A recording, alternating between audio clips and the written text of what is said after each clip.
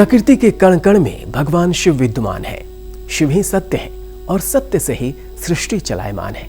जो भक्त सत्य के मार्ग पर चलते हैं उन पर भगवान आशुतोष प्रसन्न होकर विशेष कृपा बरसाते हैं। भगवान शिव ही ओंकार हैं और वे ओंकारेश्वर ज्योतिर्लिंग के रूप में मध्य प्रदेश के इंदौर में विराजित हैं।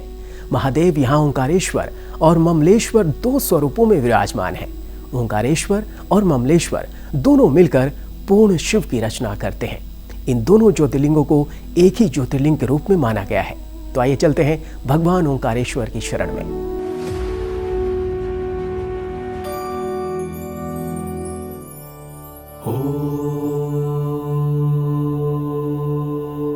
एक ऐसा तीर्थ जहां साक्षात ओम के दर्शन होते हैं,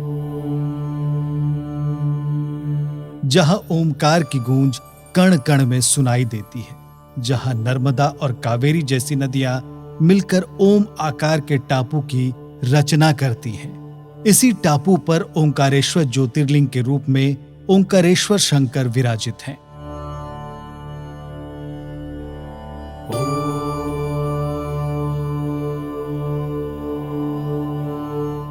मध्य प्रदेश के इंदौर में स्थित ओंकारेश्वर और ममलेश्वर ज्योतिर्लिंग को भोलेनाथ के 12 ज्योतिर्लिंगों में चौथा ज्योतिर्लिंग माना गया है।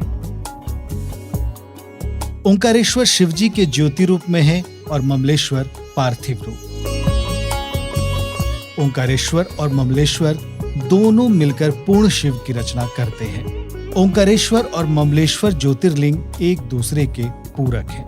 इसलिए यहाँ श्रद्धालुगण ओंकारेश्वर ज्योतिर्लिंग के बाद ममलेश्वर ज्योतिर्लिंग के दर्शन कर अपनी यात्रा पूरी करते हैं। कहा जाता है कि नर्मदा नदी का जन्म भोलेनाथ के पसीने से हुआ है और नर्मदा शंकर भगवान को संतान की तरह प्रिय है। इसलिए मनुष्य ही नहीं देवता भी इन्हें पूजते हैं।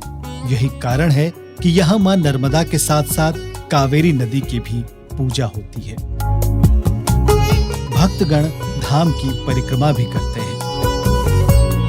पर्वत पर मंदिरों की संरचना इस प्रकार है कि दूर से देखने पर वो ओम की आकृति प्रतीत होती है। ओमकार में जो स्थान चंद्रबिंदु का है वही स्थान ओंकार पर्वत पर बने ओंकारेश्वर मंदिर का है। ओंकारेश्वर ज्योतिर्लिंग की उत्पत्ति के बारे में ऐसी मान्यता है कि एक बार नर्मदा के पावन तट पर विंध्य पर्वत ने भगवान शिव का पार्थिव लिंग बनाकर कई वर्षों तक कठोर तपस्या की। उनकी इस तपस्या से प्रसन्न होकर भगवान शिव प्रकट हुए। ठीक उसी समय देवतागण और ऋषिगण भी वहां पहुंच गए और भगवान शिव से अनुरोध किया कि यहाँ ज्योतिर्लिंग दो स्वरूपों में बट जाए।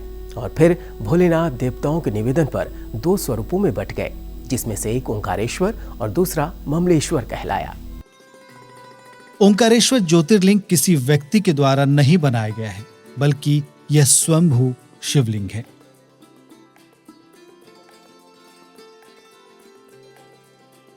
इसके चारों ओर हमेशा जल भरा रहता है। प्रायः किसी मंदिर में लिंग की स्थापना गर्भगृह के बीच में की जाती है और उसके ठीक ऊपर शिखर होता है, लेकिन यहाँ ओंकारेश्वर ज्योतिर्लिंग मंदिर की शिखर के नीचे नहीं है। ये धाम 5 मंजिला है, जिसमें भगवान महाकालेश्वर, सिद्धनाथ महादेव, गुप्तेश्वर महादेव और राजेश्वर महादेव के मंदिर भी हैं। कहा जाता है कि ओंकारेश्वर ज्योतिर्लिंग पर जल अर्पित करने से ही सभी तीर्थों की यात्रा का पूर्ण फल मिलता है। परंपरा के अनुसार ओंकारेश्वर ज्योतिर्लिंग के दर्शन के बाद श्रद्धालु ममलेश्वर ज्योतिर्लिंग के दर्शन करते हैं। ममलेश्वर ज्योतिर्लिंग को अमरेश्वर भी कहा जाता है। यह मंदिर भी 5 मंजिला है और हर मंजिल पर शिवालय है। ममलेश्वर मंदिर में युगों युगों से पार्थिव शिवलिंग पूजा की परंपरा रही है। नर्मदा की मिट्टी से यहाँ एक साथ हजारों शिवलिंग बनाए जाते हैं और फिर नर्मदा के जल में ही उन्हें प्रवाहित कर दिया जाता है। ओंकारेश्वर ज्योतिर्लिंग जितना प्राचीन है उतना ही चमत्कारी भी है। कहते हैं कि यहाँ रोज भगवान शिव रात में शयन के लिए आते हैं और शक्ति स्वरूपा माता पार्वती के साथ चौसर खेलते हैं, जिसके प्रमाण आज भी यहाँ रोज सुबह देखने को मिल जाते हैं। भगवान ओंकारेश्वर की शयन आरती के बाद उनके विश्राम का समय आता है। इसके लिए गर्भगृह में एक सेज बिछाकर उस पर चौसर सजा दिया जाता है। जब प्रातःकाल में मंदिर के कपाट खुलते हैं तो गर्भगृह का नजारा देखकर हर कोई अचंभित हो जाता है। गर्भगृह में सजाया गया चौसर बिखरा हुआ मिलता है। ऐसा माना जाता है कि भगवान शंकर हर रात यहाँ शक्ति स्वरूपा माता पार्वती के साथ चौसर खेलते हैं। ओंकारेश्वर निराकार ज्योतिर्लिंग है। प्रकृति स्वयं यहाँ ओम का रूप धारण कर ओंकारेश्वर की महिमा का गुणगान करती है।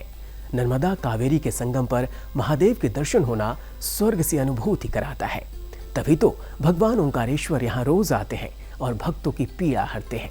जिस प्रकार भगवान शिव ने विंध्य पर्वत पर अपनी कृपा बरसाई, उसी प्रकार वे हम सबका कल्याण करें। इसी शुभकामना के साथ ओम नमः शिवाय।